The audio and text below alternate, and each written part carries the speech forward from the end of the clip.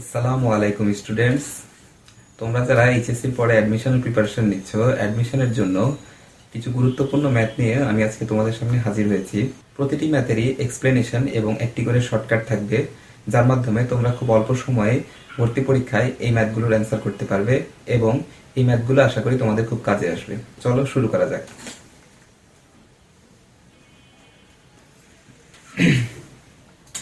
Students, আমরা প্রথমেই যে ম্যাথটি দেখতে পাচ্ছি সেটি হচ্ছে যে f of x equal to x minus 3 divided by 2x plus 1 এবং x is not equal to 1 by 2, অর্থাৎ x যদি 1 by 2 না হয় তাহলে f ইনভার্স 2 এর মান হবে, এখানে চারটি অপশন দেওয়া আছে, যে কোনো একটি অপশন সঠিক হবে। তো এই ম্যাথটি আমরা ট্রেডিশনাল অর্থাৎ বই থেকে যেভাবে শিখেছি সেভাবে আমরা প্রথমে করে দেখব এবং তারপরে দেখব হচ্ছে শর্টকাট কিভাবে করা যায়।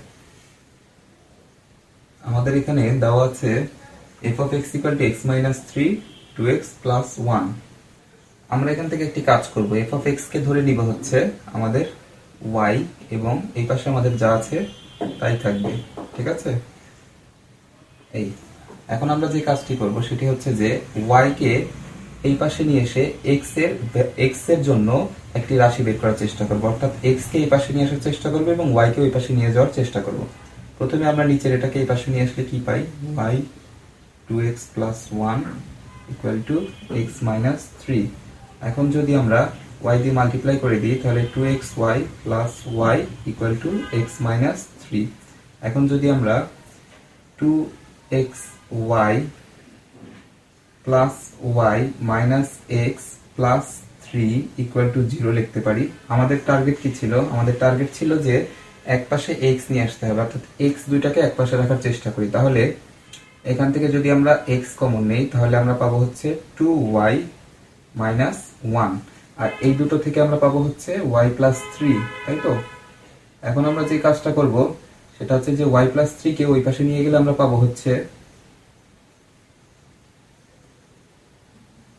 y plus 3, সামনে থাকবে হচ্ছে মাইনাস, এবং এখান থেকে যদি আমরা x টাকে এই পাশে রেখে ওই পাশে 2y minus 1 কে নিয়ে যাই তাহলে মাইনাস y plus 3, আর এখানে থাকবে হচ্ছে আমাদের 2y minus 1। তো আমরা x এর জন্য এই রাশিটি পেলাম। এর মাধ্যমে বোঝা যাচ্ছে কি যে আমরা f of x এর ইনভার্স যে ফাংশনটা সেটা আমরা বের করে ফেলেছি। অর্থাৎ আমরা এখন কি করে ফেলেছি, x ইকুয়াল টু যেহেতু এটা করে ফেলেছি, অর্থাৎ x কে একপাশে নিয়ে এসেছি, তার মানে হচ্ছে আমরা f ইনভার্স y বের করে ফেলেছি। f ইনভার্স y এসেছে আমাদের minus y plus 3 divided by 2y minus 1। এখন এইখানে যদি শুধুমাত্র আমরা y এর জায়গায় x কে রিপ্লেস করে দিই তাহলে আমরা f ইনভার্স x পাবো। তাহলে এটা আসবে হচ্ছে x plus 3 2x minus 1, ঠিক আছে। তাহলে এটি আমাদের সেই ইনভার্স ফাংশন।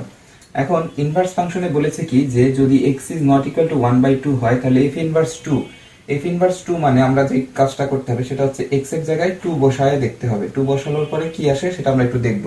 2 বসালে এখানে আমাদের আসবে হচ্ছে 2 plus 3, এখানে আসবে হচ্ছে 2 into 2 minus 1, এখান থেকে আসবে হচ্ছে minus 5, আর নিচে আসবে হচ্ছে 4 minus 1, যেখান থেকে আসবে minus 5 by 3, ঠিক আছে। minus 2 plus 3 আসবে হচ্ছে minus 1, আর এখানে আসবে হচ্ছে minus 4 minus 1, তার মানে হচ্ছে 1 by 5, ঠিক আছে। তার মানে আমাদের এই অপশনটি হচ্ছে সঠিক। তো এখানে একটু তোমরা চেক করে নিও, এখানে আমি f ইনভার্স 2 দিয়ে করেছিলাম, এখানে f ইনভার্স 2 না, এখানে f ইনভার্স -2 হবে, ঠিক আছে, যেটা আমাদের কোশ্চেনে একটু ভুল ছিল। আচ্ছা, এখন আমরা এটা দেখলাম যে ট্রেডিশনাল উপায়ে কিভাবে করে ফেলা যায়। তো শর্টকাট কিভাবে ইজিলি করা যায় সেটি আমরা এখন দেখব। শর্টকাট করার জন্য আমাদের যেটা করতে হবে, এখানে দেখতে হবে f ইনভার্স -2 দেওয়া আছে, তাই তো।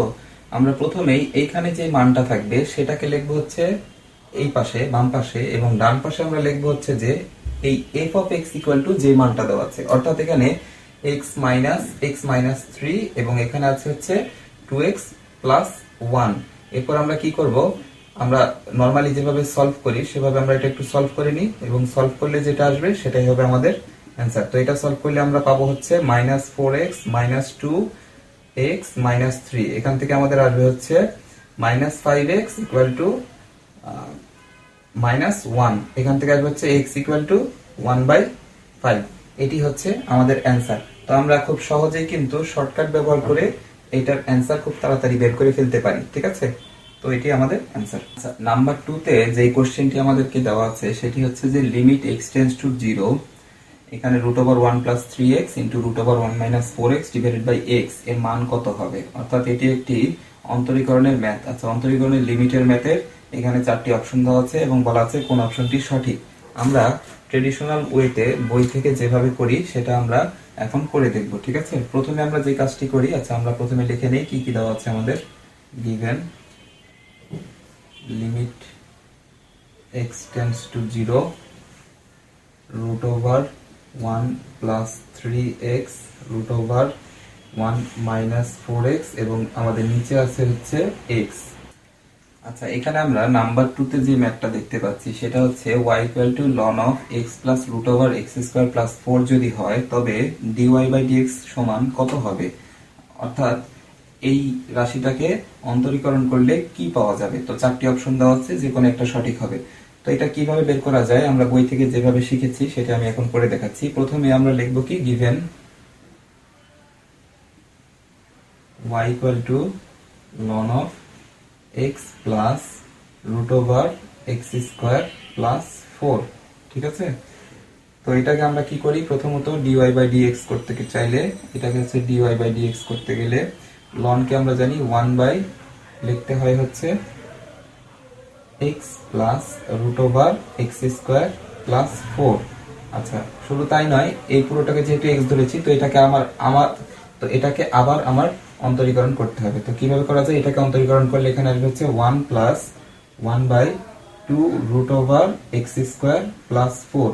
আচ্ছা, এখানে আবার x² প্লাস 4 কে আবার ধরেছি, তাহলে x² প্লাস 4 কে যদি আবার করি তাহলে আমরা এখানে পাবো হচ্ছে 2x, ঠিক আছে? তো এটা হচ্ছে আমাদের সম্পূর্ণ অন্তরীকরণ করার পরে এটা আসবে x plus √x² plus 4 into 1 plus 2x divided by 2 √x² plus 4। আচ্ছা, তো এই হচ্ছে আমাদের অন্তরীকরণ করার পরে এই রাশিটা এসেছে।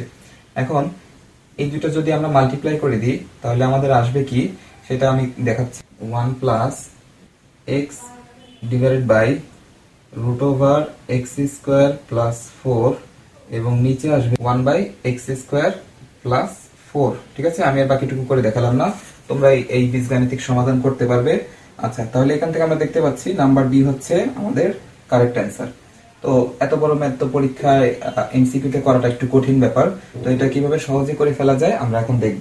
এরকম কোন ম্যাথের এখানে একটি অংশ এবং প্লাস দিয়ে যদি রুটের ভিতরে একটা অংশ থাকে তাহলে তোমরা সরাসরি dy by dx equal two লিখে দিবে হচ্ছে 1 বাই এই রুটের অংশটা, অর্থাৎ এটা হবে আমাদের হর, অর্থাৎ √x² প্লাস 4।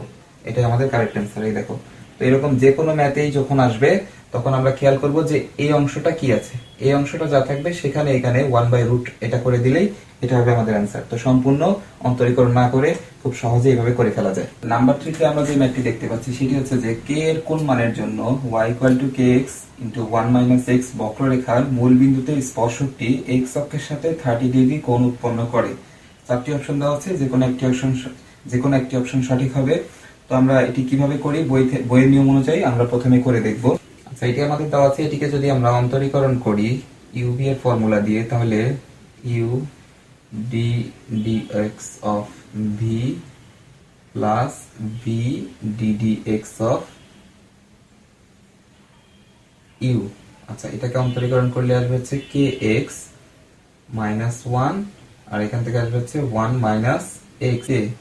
তাহলে এখন আমরা পাবো হচ্ছে minus kx plus k minus kx। তাহলে এখান থেকে আমরা পাবো হচ্ছে k minus 2x। এখন বলা আছে কি এই আমরা যে অন্তরীকরণ করার পরে যেই সমীকরণটা পেলাম সেটা কিন্তু আমাদের হচ্ছে স্পর্শকের সমীকরণ। এখন স্পর্শকের সমীকরণ আমাদেরকে কি বলেছে, মূলবিন্দুগামী হবে এবং তা x অক্ষের সাথে 30 ডিগ্রি কোণ উৎপন্ন করবে। আচ্ছা, এখানে বলা আছে যে এই রেখাটি স্পর্শকটি x অক্ষের সাথে 30 ডিগ্রি কোণ উৎপন্ন করে। তার মানে আমরা এখান থেকে যদি আমরা এটা লিখি tan 30 degree equal to minus 2k into 0 plus k তাহলে এখান থেকে আমরা পাবো হচ্ছে যে k ইকুয়াল টু 1/√3। আচ্ছা, তাহলে এটি হচ্ছে আমাদের অ্যান্সার। ঠিক আছে, k ইকুয়াল টু 1/√3। এখন এটা শর্টকাট কিভাবে করা যায় সেটি আমরা একটু দেখি। বলা আছে কি রেখাটি মূল বিন্দুগামী এবং স্পর্শকটি x অক্ষের সাথে 30 ডিগ্রি কোণ উৎপন্ন করে। রেখাটি যখনই মূল বিন্দুগামী হবে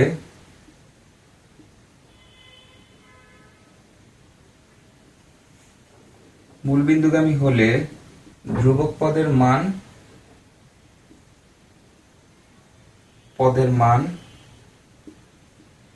মান ইকুয়াল টু tan থিটা।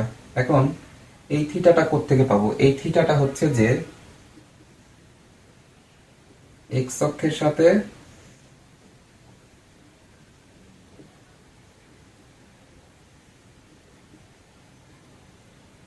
উৎপন্ন কোণ, যেটি আমাদের কিন্তু কোশ্চেনে দেওয়া আছে।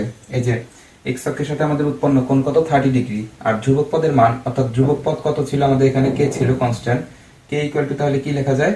tan 30 degree. ঠিক আছে, তাহলে tan 30 এর মান হচ্ছে 1/√3, যেটি আমাদের অ্যান্সার। অর্থাৎ এখান থেকে বলা যায় নাম্বার বি হচ্ছে অ্যান্সার। ঠিক আছে, দেখবো যে মূল বিন্দু দিয়ে যায় কিনা এবং x অক্ষের সাথে কত ডিগ্রি কোণ উৎপন্ন করেছে।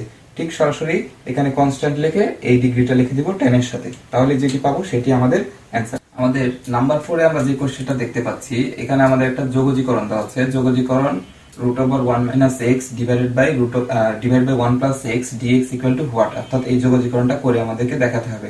তো আমরা বইয়ের নিয়মে যেভাবে করি সেভাবে আমরা প্রথমে যোগজীকরণটা করে দেখি কি আসে। √1 - x 1 + x dx, রাইট?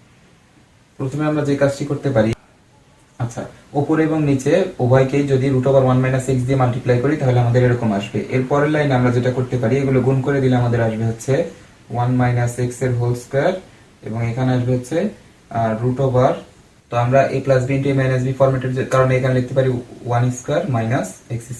ঠিক আছে, dx।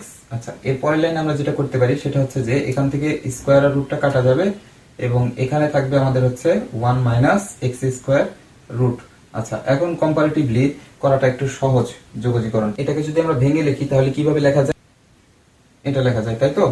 আচ্ছা, এরপরের লাইনে যদি আমরা এটা লিখি √1 - x² এবং এখানে যদি আমরা একটা এক্সট্রা 1/2 নেই, নেওয়ার পরে এখানে যদি একটা -2x লিখি কোনো সমস্যা নেই, কারণ এই 2 আর এই 2 কিন্তু কাটা যাবে ফাইনালি। আচ্ছা, এরকম লেখার কারণ কি? এরকম লেখার কারণ হচ্ছে যে আমরা চাচ্ছি এখানে একটা ফর্মুলা আনতে। এরকম একটা লাইনে আসার পরে আমরা যেটা করতে পারি, 1/√1 - x² সমান লেখা যায় এটার যোগজীকরণ করলে sin ইনভার্স 1x, এবং এখানে 1/2 এই যে রাশিটা রয়েছে এটাকে আমরা একটু খেয়াল করে দেখতে পাবো যে এটিকে অন্তরীকরণ করার ফলে এই রাশিটা এসেছে। তাহলে এটার যোগজীকরণটা রিভার্সটা হবে, অর্থাৎ এটাই আমরা লিখে দিতে পারি x² এর রুট এটা এবং প্লাস c আমাদের হচ্ছে ইন্টিগ্রেশন কনস্ট্যান্ট। তো এটা আমরা দেখতে পাচ্ছি যে এটার সাথে মিলে গিয়েছে, তাহলে আমাদের নাম্বার 1 হচ্ছে অ্যান্সার, নাম্বার এ।